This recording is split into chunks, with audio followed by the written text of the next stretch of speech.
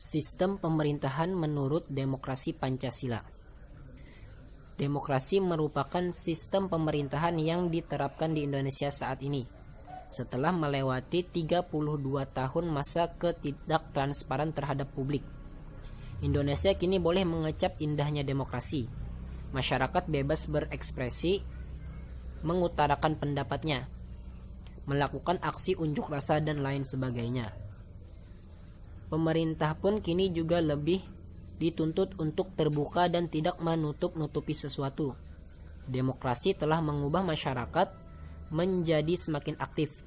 Ini merupakan sebuah konsekuensi logis mengingat demokrasi sangat menjunjung tinggi pendapat setiap orang. Tidak ada lagi hal-hal yang sebenarnya melarang setiap pribadi untuk berbicara. Bagi pemerintah, demokrasi telah merubah pemerintah untuk lebih bisa menerima masukan-masukan dan pendapat-pendapat dari masyarakat. Sistem pemerintahan demokrasi Pancasila menurut prinsip-prinsip yang terkandung di dalam batang tubuh Undang-Undang Dasar 1945 berdasarkan 7 sendi pokok, yaitu sebagai berikut. Yang pertama, Indonesia ialah negara yang berdasarkan hukum. Negara Indonesia berdasarkan hukum, tidak berdasarkan atas kekuasaan belaka. Hal ini mengandung arti bahwa baik pemerintah maupun lembaga-lembaga negara lainnya dalam melaksanakan tindakan apapun harus dilandasi oleh hukum dan tindakannya bagi rakyat harus ada landasan hukumnya. Persamaan kedudukan dalam hukum bagi semua warga negara harus tercermin di dalamnya. Yang kedua yaitu Indonesia menganut sistem konstitusional. Pemerintah berdasarkan sistem konstitusional atau hukum dasar dan tidak bersifat absolutisme atau kekuasaan yang mutlak tidak terbatas. Sistem konstitusional ini lebih menegaskan bahwa pemerintah dalam melaksanakan tugasnya dikendalikan atau dibatasi ketentuan konstitusi di samping oleh ketentuan-ketentuan hukum lainnya yang merupakan pokok konstitusional seperti TAP MPR dan undang-undang. Kemudian yang ketiga yaitu Majelis Permusyawaratan Rakyat atau MPR.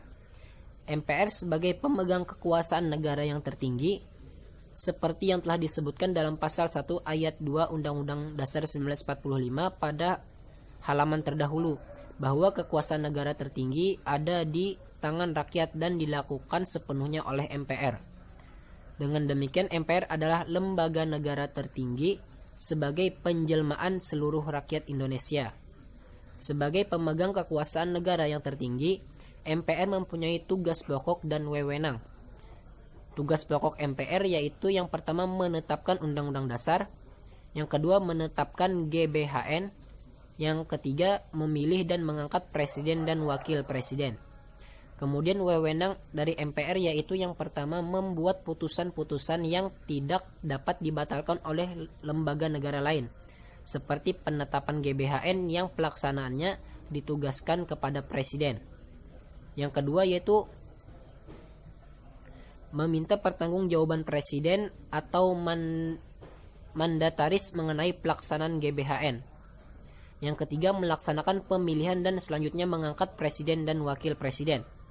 Yang keempat mencabut mandat dan memberhentikan presiden dalam masa jabatannya apabila presiden atau mandataris sungguh-sungguh melanggar haluan negara dan Undang-Undang Dasar 1945. Kemudian yang terakhir yaitu mengubah undang-undang. Kemudian yang keempat yaitu presiden.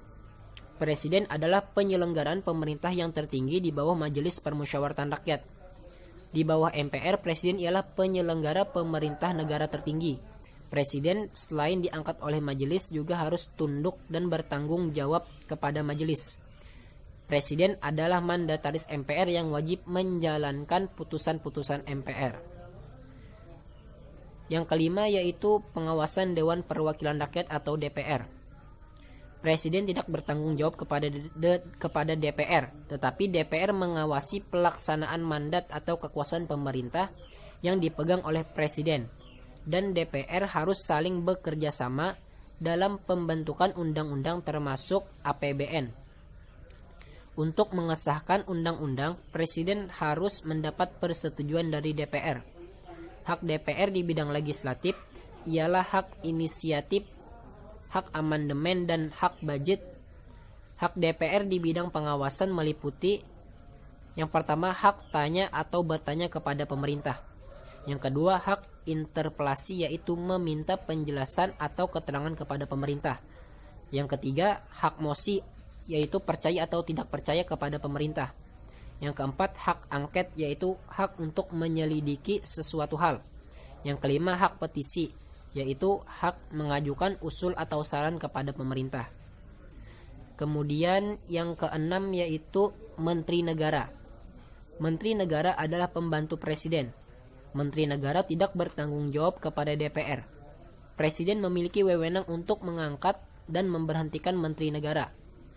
Menteri ini tidak bertanggung jawab kepada DPR, tetapi kepada Presiden. Berdasarkan hal tersebut, berarti sistem kabinet kita adalah kabinet kepresidenan atau presidensil. Kedudukan Menteri Negara bertanggung jawab kepada Presiden, tetapi mereka bukan pegawai tinggi biasa. Menteri ini menjalankan kekuasaan pemerintah, dalam prakteknya berada di bawah koordinasi Presiden. Kemudian yang terakhir yaitu kekuasaan kepala negara tidak terbatas. Kepala negara tidak bertanggung jawab kepada DPR, tetapi ia bukan diktator. Artinya kekuasaan tidak terbatas. Ia harus memperhatikan sungguh-sungguh suara DPR. Kedudukan DPR kuat karena tidak dapat dibubarkan oleh Presiden dan semua anggota DPR merangkap menjadi anggota MPR. DPR sejajar dengan Presiden.